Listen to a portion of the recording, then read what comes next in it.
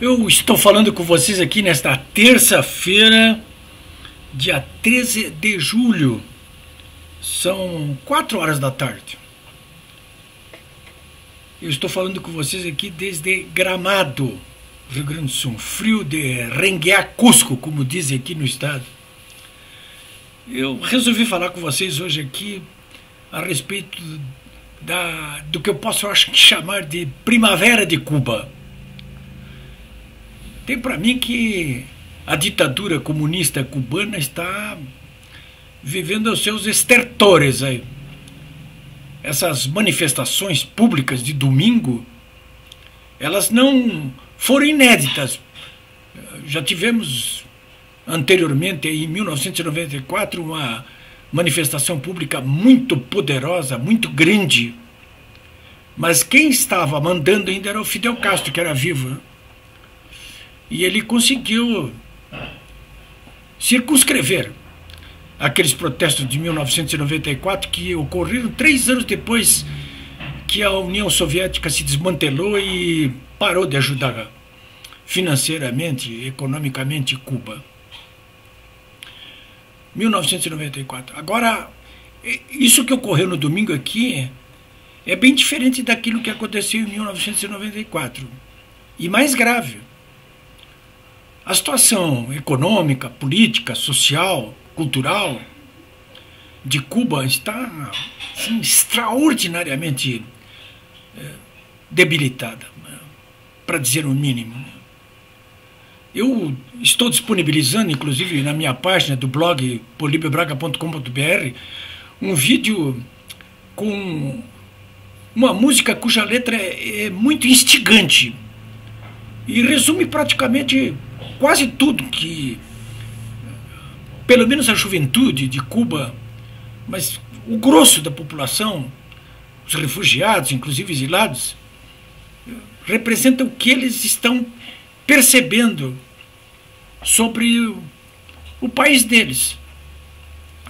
Eu aconselho vocês a darem uma olhadinha no meu blog, polibiobraga.com.br, está lá o vídeo. O vídeo chama-se Pátria e Vida.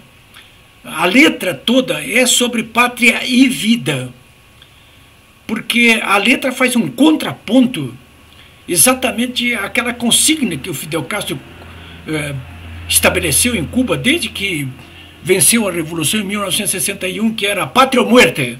Era pátria ou muerte, venceremos. Era isso aí, né? Na época até fazia sentido. Pátria, ou é a nossa pátria, ou a morte, né? Mas venceremos, dizia o Fidel. Agora não, agora é pátria e vida. E a letra diz exatamente isso. Diz, olha, não tem mais essa de pátria ou muerte, venceremos. Nós queremos é pátria e vida. Pátria e vida. É isso aí, pátria e vida. Venceremos. Está ali a letra. A letra originalmente, a música, aliás, ela foi formatada por exilados cubanos ali a Miami, né? Mas depois um grupo de rapper ali de Cuba, e cubanos sim, eles melhoraram, se infiltraram na música e na letra e resultou isso aí, né? Vocês vão notar que tem variações ali da música, exatamente, porque uma parte ela é a composição original lá dos pessoal de Miami, e depois a outra parte é lá dos próprios cubanos. Já teve 2 milhões de visualizações esse vídeo aí. Está lá no meu blog, polibiobraga.com.br. Deem uma olhadinha ali. Eu até estou exagerando um pouco, estou dizendo esse aí é o hino dessas primavera de cubana. Estou dizendo, é o hino, né? Eu me lembrei assim de cabeça do hino da Revolução dos Cravos, em Portugal, que derrotou o regime fascista, salazarista, a Revolução dos Cravos, né? Eles tinham também um hino lá, que era Grândola, Vila Morena. Grândola, Vila Morena. Eu guardei isso na cabeça até hoje. Quem sabe se Pátria e Vida não é o hino que está faltando aí Aliás, imantou, sim, milhares e milhares de cubanos nesse domingo aí, porque a consigna que eles levavam para a rua era essa aí, que eles gritavam nas ruas ao enfrentar as forças de segurança e os comunistas cubanos, as milícias cubanas. Eles gritavam pátria e vida, né? Foi no domingo isso aí. Isso tudo começou domingo em San Antônio de los Baños. É um município de 50 mil habitantes que fica bem pertinho de Havana, a capital. O importante desse San Antônio de los Baños, aí, para quem não sabe, é que ali fica a Escola Internacional de Cine e Televisão de Cuba. Pessoal da área cultural ali, que já há bastante tempo vem criando dificuldades para o regime comunista cubano aí. Não é de hoje, não. E não é por acaso, portanto, que esses protestos de domingo ocorreram ali, naquele município, né? Depois se estenderam para o restante do país, né? Para várias outras províncias de Cuba, né? Obrigando, inclusive, o presidente Miguel Díaz-Canel a se deslocar aí para San Antônio de los Baños e tentar circunscrever os protestos de rua aí. Aparentemente, parece que com algum sucesso aí, pelo menos, porque a coisa tá meio parada assim nessa segunda e terça-feira aí. Mas isso ali é um vulcão prestes a entrar em erupção. Só se eu estiver muito enganado, porque ninguém aguenta mais esses 60 anos de ditadura de Cuba, né? Que é exercida de uma maneira assim ortodoxa, né? Não é igual àquela ditadura da China que soube se reescrever. Continua uma ditadura do ponto de vista político na China, mas eles adotaram com certeza o capitalismo. Eu já tive lá antes, quando a economia chinesa não tinha ainda aderido ao capitalismo, e depois disso aí. Então, é bem diferente. Cuba não. O Vietnã também adotou o capitalismo. Continuou aquela ditadura comunista ali, do ponto de vista político, mas a economia abriu. Quem não abriu é quem? É o Kim Jong-un lá na Coreia do Norte, que está numa merda desgraçada, e Cuba, que está noutra merda muito desgraçada também, em Cuba. Mas são 60 anos já, né? Olha, então, por que se desencadeou isso que se desencadeou em Cuba nesse domingo aí? Isso vai adiante, isso aí. Primeiro porque, por causa da pandemia, Cuba entrou num colapso no seu sistema de saúde público, né? Entrou total colapso. Quem quiser saber o que é o sistema de saúde pública em Cuba, eu aconselho a dar uma olhadinha no Google e verificar ali documentários a respeito exatamente dessa questão da saúde pública. Vocês vão ficar horrorizados. Eu conheci pessoalmente isso aí lá, e sei, posso dizer para vocês que é um desastre. Por mais que os comunistas de todo mundo tentem vender uma imagem paradisíaca a respeito da saúde pública em Cuba, isso não é verdade. Não é verdade. É pobre. Muito pobre. Muito pobre. Então, primeiro, o colapso da saúde pública decorrente da pandemia. Tudo que é país está enfrentando problemas, claro, com a pandemia. O Brasil mesmo está enfrentando. Mas o Brasil mesmo, com o governo aqui, está atacando de frente, né? Tanto que o número, por exemplo, de óbitos aqui despencou hoje mesmo, que eu estou falando com vocês aqui nessa terça-feira, para alguma coisa como 750 óbitos, bem diferente daquilo que há apenas 2 meses, entes como a Universidade Federal Fluminense, Fiocruz, Butantan, previam há 2 meses, previam que nesta época do ano agora nós teríamos aqui 5 mil mortes por dia. Eles estavam alarmando a população para continuar subjugando-a. Estavam a serviço do eixo do mal. Mas a situação aqui no Brasil está sob absoluto controle há bastante tempo, o combate à pandemia. Mas lá não. Lá está um colapso. Eles não têm UTI suficiente, não tem vacina suficiente, não tem nem ambulância suficiente. Então é entrar em colapso lá a saúde pública, né? Essa é uma das primeiras, essa é a razão, essa foi a gota d'água desses protestos de domingo. E depois o que mais? apagões. Está faltando eletricidade a toda hora do dia e da noite, em praticamente toda Cuba. Apagões. Né? Que mais do que isso aí? O racionamento de comida, de roupa, de tudo. Continua aqueles cartões de racionamento. Eu até, quando eu visitei Cuba pela última vez, há alguns anos, junto com o governador, então, Antônio Brito, eu consegui uma cópia de um desses cartões de racionamento. Pois eles continuam em vigor lá. Algumas gramas de carne por semana, tem que levar um cartãozinho lá. Há 60 anos que eles vêm fazendo isso aí. É comida racionada. Né? Eu diria para vocês que o povo de Cuba não vive numa miséria, como muita gente diz para mim. Não, eles vivem numa situação miserável. Não, eles vivem em pobreza extrema. E praticamente todos eles, a não ser a nomenclatura comunista, todos vivem em pobreza extrema. Prestem atenção às fotografias desses protestos de domingo lá em Cuba para vocês verem como é que as pessoas se vestem, como é que elas andam, o estado dos carros que são usados, das bicicletas, enfim, das casas, dos imóveis, o estado das ruas, das calçadas. É tudo muito pobre, é uma extrema pobreza. Há 60 anos.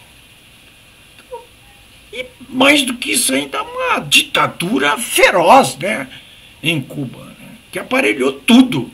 Em Cuba, tudo está sob controle do Estado e do governo. Qualquer tipo de expressão, de liberdade de expressão, é reprimida com violência. Há uma espionagem por quarteirão. Aqueles comitês de defesa da Revolução, que a cada quarteirão tem um comitê de defesa da Revolução. São espiões ali, que ficam espionando os cubanos, espionando o cubano, a serviço de um Estado policial, que reprime qualquer tipo de liberdade de expressão. Não tem liberdade política nenhuma. Partidos de oposição não existem. Não há liberdade de imprensa de espécie nenhuma, a não ser os jornais e TVs controlados pelo Estado, como o jornal Grâmina, por exemplo. Então, tudo isso aí esgotou a paciência, principalmente dessa que eu chamo a terceira geração agora.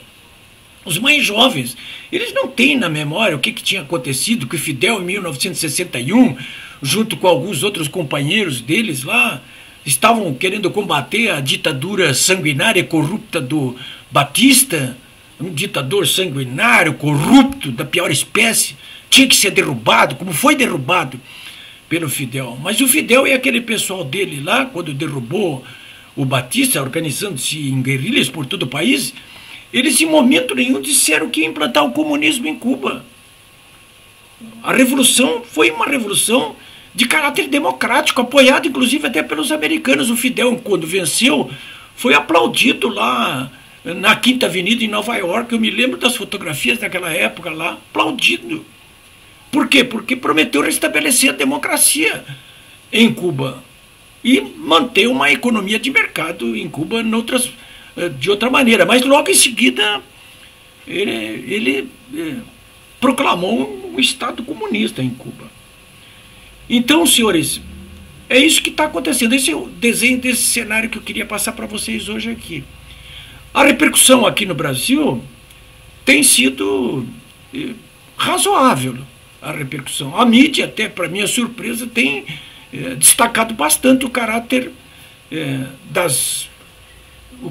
democrático das manifestações que estão ocorrendo de Cuba, que são manifestações destinadas a derrubar a ditadura comunista e restabelecer uma economia de mercado competitiva, portanto, com propriedade privada em Cuba, tal como aconteceu em todos os países do leste europeu. Então a mídia até que não está dando muito destaque também, né? Agora, o silêncio das esquerdas brasileiras aqui a respeito disso que está acontecendo em Cuba é ensurdecedor.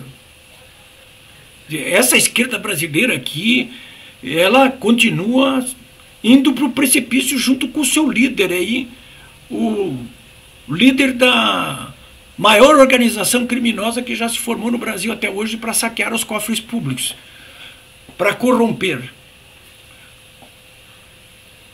Continua indo para o precipício. Incapaz agora sequer de falar sobre o que está acontecendo em Cuba, a não ser o Lula, aí, que é um canalha da pior espécie, que está apoiando o governo da ditadura cubana, de quem é íntimo amigo. Aliás, e para o qual, quando foi presidente da República, ele, o próprio Dilma, sua sucessora, cansaram de mandar dinheiro para lá. Está tudo contado aqui, ó. Esse livro aqui, ó, eu recomendo para vocês. O Príncipe, uma biografia não autorizada de Marcelo Odebrecht. Aqui o Marcelo Odebrecht conta tudo, ele conta na Lava Jato também. Como é que entrou lá em Cuba, inclusive com o Porto de Mariel, o dinheiro que ele recebeu do BNDES para investir em Cuba, dinheiro, aliás, que o BNDES nem consegue receber de volta, né? No fim, o Tesouro, que é avalista brasileiro, nós é que estamos pagando essa conta aqui. Mas está tudo contado aqui. Vale a pena vocês darem uma olhada nesse livro aqui. Vale a pena. Está tudo contado em detalhes aqui. Eu li atentamente aqui. Em detalhes. Isso aqui explica por que o Lula é a favor daquilo ali. Né? Explica em detalhes aqui. Então vale a pena isso aí. Bom, por último, eu só queria dizer para vocês, para quem não está acompanhando ainda muito bem os registros geográficos e históricos, só para situar, né? Cuba é uma ilha, fica no Caribe, a 1 hora de lancha dos Estados Unidos, ali na Flórida. 2 milhões de cubanos migraram para os Estados Unidos, fugindo da ditadura até agora. E o país possui 10 milhões de habitantes. Os Castro não mandam mais lá. Tá? Claro, ou mandam. Os mortos parece que governam os vivos, né? É isso aí. E quem está conduzindo esse processo de protesto em Cuba nesse momento são os mais jovens, né? Eu estive em Cuba em 1963, 2 anos depois da Revolução de 61, quando recém ainda o povo cubano estava inebriado com aquela discurseira dos comunistas de que iam colocar o país na terra, e bafejados aí por dinheiro fácil enviado pela União Soviética. E depois voltei. Mais tarde, já no final da década de 70, início da década de 80, quando Cuba já não tinha mais a mesada soviética e enfrentava problemas terríveis, né? A um ponto tal que o próprio regime castrista e comunista ali abriu a prostituição. Eu mesmo via isso na praia de Varadeiro, centenas e centenas de mulheres cubanas ali fazendo trotuar na praia para conseguir algum dólar que era depois abiscoitado pelo governo comunista, né? Então é disso que nós estamos tratando aqui. Eu, sinceramente, torço para que essa primavera cubana ela se concretize, a liberdade seja devolvida ao povo cubano.